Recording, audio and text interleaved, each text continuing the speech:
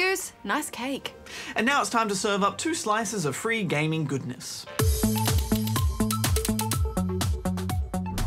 First up, Hero Academy for iOS.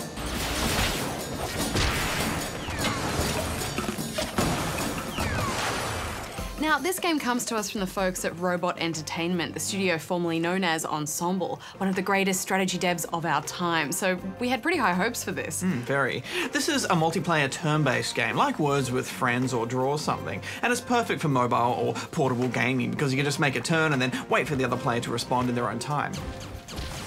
Each move plays out like a chessboard with a variety of different tiles. There's 2 tiles to place new units on, a bunch of crystals and several power-up tiles that can improve your unit's defense or attack strength. And your goal is simple, destroy your enemy's crystals. Each round gives you 5 moves to make. Placing a unit, moving, attacking, each takes up 1 move.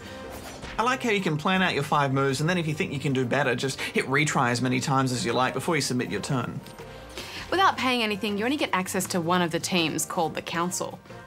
Their army is made up of knights, which are your tank unit, archers for ranged attacks, clerics for support, wizard for casting offensive magic, and the ninja as their super unit, and he can swap instantly with any of your other units to deal out some serious damage.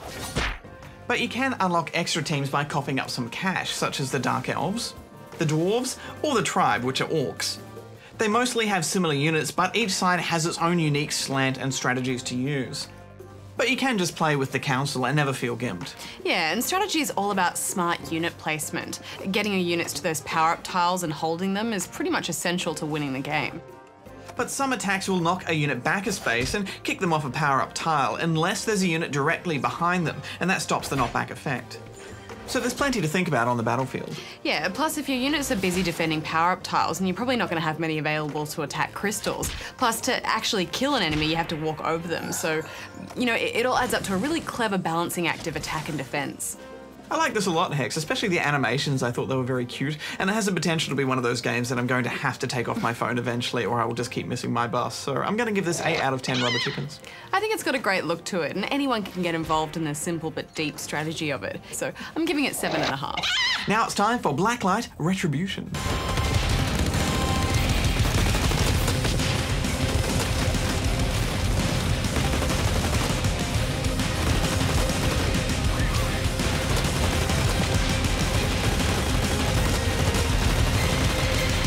Blacklight is a futuristic free-to-play FPS, and it's not the first we've seen of late with high production values.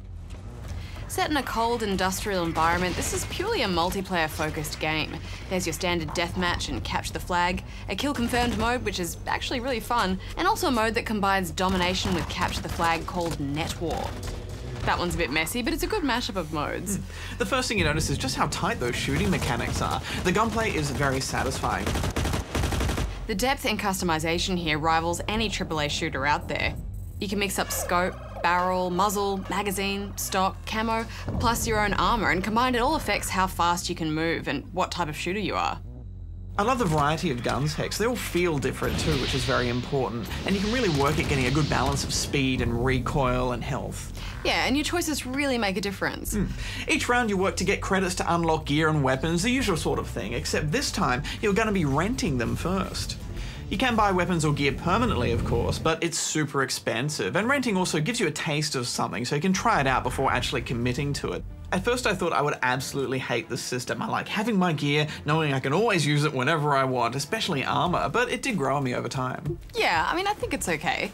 The downside is, unless you rent something for a week or buy it, the next time you log into this game, you'll be gimped back down to nothing again, and that's so disheartening. And I guess that's where the line is between free-to-play and pay-to-play. I mean, this game doesn't throw buy credits now at you every turn like most free-to-play games. It just subtly makes you want to pay for it. Yeah, it gives you a taste and then takes it away. I don't think it's a devious system, though. It's just clever.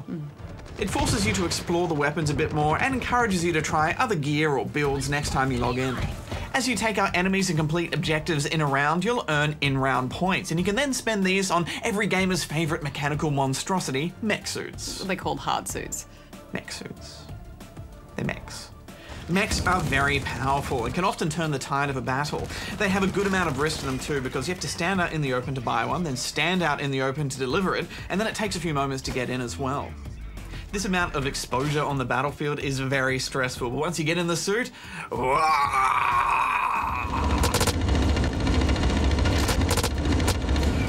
Yeah, they feel overpowered, but I don't think they are really. Plus, you can buy countermeasures such as rockets. There are some high-level abilities like cloaking that we haven't got to yet, but I like the distortion grenade that sends errors all over the screen if you go near it.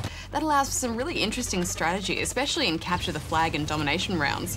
I think errors and artifacts all over your screen is way more intense than a flashbang or a smoke grenade. Yeah, those effects are awesome. There's a lot of cool stuff in this game, a lot of good, solid ideas, and the more I played it, the more I liked it, but also the more frustrated I got because there are no Aussie servers. Apparently there were or are, but we couldn't find them, so you just have no chance against a good sniper, and after a while that starts to feel really unfair. To their credit though, they do a surprisingly good job of maintaining gameplay and high lag. I mean, it doesn't ever feel laggy. I think if you're after a COD-like experience on a budget, then you'll probably have a good time with this, although you might have a better time with something like Tribes Ascend. Yeah, that's all I could think about playing this game. What are you giving it, Hex? 7 out of 10 from me. I'm gonna give it 7 too. Skiing. Skiing in Tribes. Love skiing.